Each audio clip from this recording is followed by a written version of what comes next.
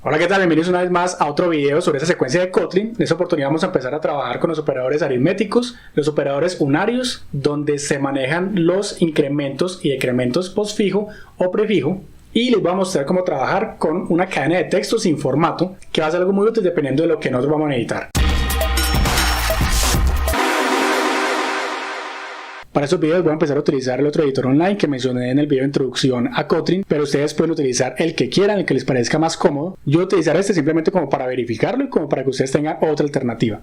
Adicionalmente voy a dejar los enlaces en las tarjetas o acá abajo en la descripción del video de otros videos que apoyan lo que voy a explicar aquí. Por ejemplo, para el tema de postfijo y prefijo, eso puede ser un poquito enredado, pero tengo unos videos con Java en el que básicamente se explica el mismo concepto y la aplicación es exactamente igual. ¿Listo? Entonces, empecemos. Estamos ya acá entonces en otro editor.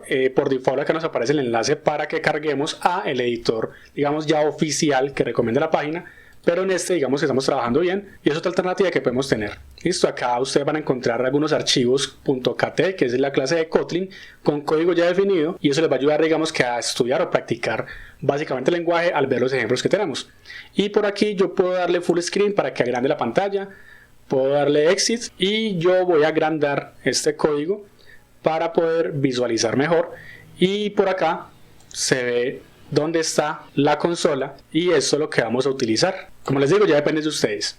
Lo que vamos a hacer en este momento es trabajar con los operadores aritméticos. Esos operadores son muy sencillos, son los operadores a los que ya estamos acostumbrados, que corresponden a esos operadores matemáticos básicamente. ¿Sí? Estamos hablando de suma, resta, multiplicación, división y módulo, y su uso es muy simple. Voy a crear aquí una variable que sea número 1 igual a 8, otra variable que sea número 2 igual a 2 y otra variable que sea resultado igual a 0. Y lo que voy a hacer es decirle que resultado sea igual a número 1 más número 2. Ahí ya estoy utilizando el operador matemático más y simplemente voy a hacer es una suma. Listo, eso no tiene mayor ciencia. Y algo que me olvidé de mencionar es que aquí yo tengo esta opción de check que me va a brindar digamos la posibilidad de mostrar errores en ese tiempo de compilación. Si por ejemplo acá yo le quito el paréntesis, no me va a decir nada, pero si le digo el check acá, automáticamente me va a mostrar los diferentes errores. Listo, entonces por ejemplo acá yo le puedo decir que el paréntesis y él me lo va a solucionar. Bien, volviendo entonces aquí yo puedo imprimir esto, puedo decirle println y le digo concatenando el resultado de la suma de, le digo número 1 más número 2, acá voy a concatenarle el número 2, es igual y le pongo res. Y si ejecuto esto, ya me muestra que el resultado es 10 correspondiente al 8 más 2. Ese es el operador aritmético de suma. Voy a hacer lo mismo para el resto de operadores y vamos a verificar su funcionamiento. ¿Listo? Bueno, ya tengo entonces acá todo completo. Tengo la suma, la resta, la multiplicación, tengo la división y tengo el módulo. Entonces cuando yo ejecuto esto de acá, se me muestra el resultado de esas operaciones aritméticas. Entonces, como ven, su uso es muy normal como en cualquier otro lenguaje de programación. Lo que sí tenemos que tener en cuenta acá es lo siguiente: yo aquí tengo los valores sin asignarle un tipo de dato, o sea que estamos utilizando la inferencia de tipos para que el sistema reconozca e identifique cuál es el tipo de dato que yo estoy asignando y automáticamente le dé un valor. Bien, por lo tanto acá está tomando que estos son datos enteros. Y miren que aquí la operación de división me da 4, porque efectivamente 8 y 2 es 4. Pero si yo le pongo acá un 9, en teoría eso me tendría que dar un 4.5.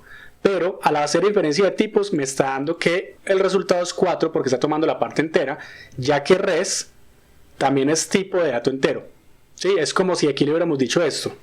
Como si le estuviéramos diciendo el tipo de dato int y res también como si tuviera el tipo de dato int. Lo ideal es que pudiéramos tener los tipos de datos double para que él reconociera la parte decimal. Sin embargo, así como lo tenemos, si yo le pongo 0.0 para que él reconozca que es un double, entonces se va a presentar un inconveniente. Y miren que aquí me va a decir que la inferencia de tipo no puede ser aplicado con esos valores en el que tengo un resultado entero que se almacene en un decimal. ¿Listo? O un double como tal. Esos errores se muestran porque tengo activado este check. Si yo lo desactivo, ya ese proceso en tiempo de ejecución no funcionaría. Entonces yo recomiendo dejarlo activo, aunque en ocasiones puede ser un poquito cansón, pero ya ustedes mirarán cómo se sienten utilizando la herramienta. Algo que podemos hacer para solucionar es poniéndole aquí a este número 1 que es entero el método toDouble para que convierta ese entero en un decimal. De esa manera si yo le aplico eso a cada uno de los números, puede ser a ambos o puede ser solamente a uno, ya no tendríamos ese inconveniente, y si lanzo la aplicación, ahora sí podemos tener el resultado con la conversión decimal. Bien, esa es una alternativa. La otra, como les dije, puede ser simplemente declarando que res sea un tipo de dato decimal y que número 1 y número 2 también sean decimales. En este caso aparece el error porque el 9 es un entero, entonces tengo que ponerle 9.0 para que esa diferencia de tipos ahora sí funcione, para que tome esa asignación. Y si lo ejecutamos, miren que funciona perfectamente ese valor de 4.5. En el video anterior hablé un poquito sobre ese casting o conversión, y aquí vemos cómo lo podemos aplicar.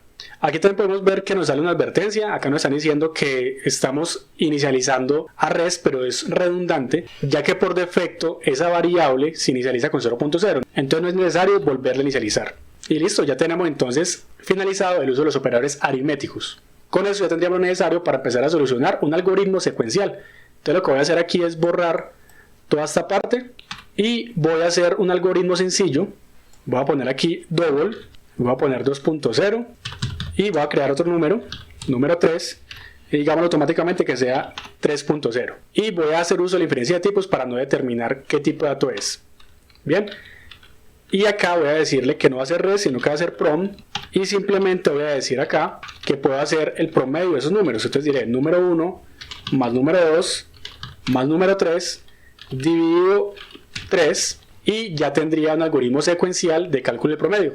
Entonces acá puedo imprimir y diré el promedio de, y voy a poner número 1 y voy a concatenar número 1 y número 2, concatenemos número 2 y número 3, concatenemos número 3 es, y concatenemos prom. Al ejecutarlo ya me trae este resultado. Ahora voy a aprovechar esto para explicarles el concepto de los strings con secuencia de escape, que básicamente sería en yo poderle poner acá esos caracteres especiales para tener un salto de línea. Entonces yo puedo borrar esto, puedo decirle \n para el salto de línea, o \t para tabulador, o los diferentes caracteres especiales que ustedes conozcan, y voy a ponerle otro acá para que él imprima el siguiente resultado. Entonces miren que también podemos utilizar este proceso.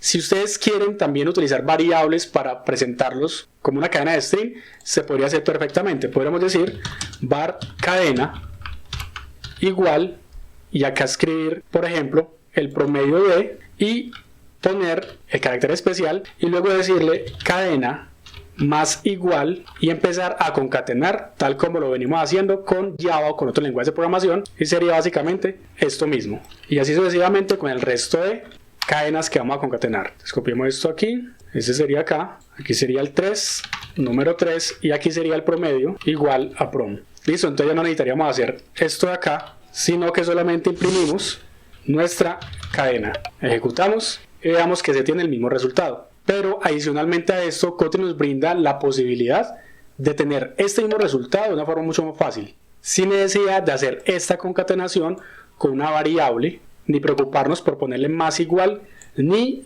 los saltos de línea o caracteres especiales que queramos utilizar. Eso lo vamos a hacer mediante un concepto de raw string que representa las cadenas sin formato. Y lo que se hace es que voy a poner al inicio 3 comillas y estas otras 3 comillas de cierre las voy a poner aquí al final. Y entonces ya no voy a tener que utilizar los saltos de línea, sino que al ser una cadena sin formato va a reconocer el texto que nosotros le pongamos ahí. Si nosotros le ponemos espacio, le ponemos tabulaciones, le ponemos cualquier elemento, él lo va a reconocer. Entonces vamos a borrar todo esto, vamos a quitar las cadenas, vamos a quitar también las comillas y vamos a dejar el mensaje acá, que de esta manera ya al ejecutarlo tendríamos el mismo mensaje, pero miren que ya se da ese salto de línea y ya se da estos espacios de aquí, porque así está tal cual. Si yo hago esto, lo muevo por acá, le pongo otra tabulación, el sistema lo va a imprimir exactamente igual. Listo, entonces es muy útil, digamos, para momentos en los que yo tengo, no sé, una sentencia SQL donde va a tener concatenados diferentes elementos para mover o para lo que sea que vamos a utilizar y necesitamos trabajar con esas cadenas de texto extensas. Y esto ya depende pues de ustedes cuál sería la forma en la que la quieran utilizar. Y me parece que es una alternativa muy chévere, muy útil, dependiendo pues básicamente de nuestras necesidades. Esto no es algo nuevo, digamos que en Kotlin no es algo que Kotlin vincule y sea pues algo innovador, ya que si no estoy mal, otros lenguajes como por ejemplo Python ya lo vienen utilizando desde hace mucho tiempo. Y pues cada quien mirará en qué momento lo aplica. ¿Listo? Ahora voy a borrar todo esto y vamos a aplicar el concepto de operadores unarios, que básicamente consiste en esos incrementos postfijo o prefijo. Y se llaman unarios porque se hace un incremento de uno en uno. ¿Listo? Ahí es donde nosotros vamos a poder ver ese más o ese menos. Entonces voy a tener aquí como ejemplo este número 1, le voy a poner int y que sea por ejemplo un 3. El operador unario me va a permitir que yo diga por ejemplo número 1 más, y si yo imprimo ese número 1, voy a imprimir acá número 1 con incremento y le pongo número 1, él me imprimiría el resultado de 4, ya que este operador lo está realizando. ¿Listo? Entonces efectivamente tenemos 4. Si yo imprimo esto antes de, y le digo número 1 por defecto, entonces obviamente me va a imprimir 3 y después de que se haga el ejercicio, el incremento, que en este caso es un postfijo, me va a imprimir un 4. ¿Listo? Ahora, ¿por qué se llama postfijo? Postfijo se llama porque el incremento se está haciendo después de que utilizo la variable. En este caso, ese cambio no es percibible, ya que estoy haciendo el incremento, se está asignando automáticamente a la variable y luego se está imprimiendo. ¿Sí? Este proceso de acá es como si yo dijera que número 1 es igual a número 1 más 1. Entonces él en este punto hace la operación y luego la almacena en la variable, pero al decirle más lo hace automáticamente. Pero el sistema primero hace uso de la variable y luego hace el incremento. Para que lo entendamos mejor, voy a cortarlo de acá y voy a decirle que haga el incremento acá. Pero entonces voy a ponerlo dentro de llaves para que lo pueda reconocer mejor. ¿Listo? Voy a cambiar acá el mensaje, voy a decirle número 1 postfijo y voy a decirle que imprima el resultado después del incremento. Entonces, esto va a funcionar así. Primero va a imprimir acá un 3 porque es el valor que tengo por default al momento de inicializar la variable. Luego, cuando yo hago esta línea, el sistema en ese postfijo va a tomar el valor de la variable, que en este caso es 3, y la va a imprimir. Y después de que la imprima, le va a hacer el incremento. Y luego aquí vamos a imprimir la variable con el incremento ya realizado. ¿Listo? Entonces lo ejecutamos y efectivamente tenemos el valor por defecto. El postfijo imprime el 3 ya que él no hace el incremento automático, sino que primero utiliza la variable y luego incrementa. Y por último tenemos el incremento de 4. ¿Listo? Ahora, si yo lo hiciera al revés, pongo el incremento y lo pongo acá. Ese es un incremento prefijo.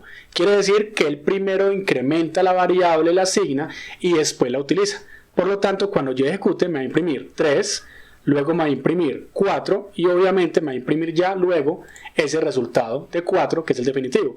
Y efectivamente tenemos ese incremento, pero acá ya sería con la condición prefijo. ¿Listo? Entonces ya con eso estamos viendo esos operadores unarios y ya entendimos el concepto de cuando se pone antes de la variable o después de la variable. Antes de la variable incrementa automáticamente y después de la variable incrementa después de que utilicemos el contenido actual. Y listo, básicamente con eso ya tenemos la explicación de lo que son los operadores aritméticos, los operadores unarios y algunas operaciones que podemos realizar con cadenas. Recuerden que mi nombre es César Henao y nos vemos en una próxima oportunidad.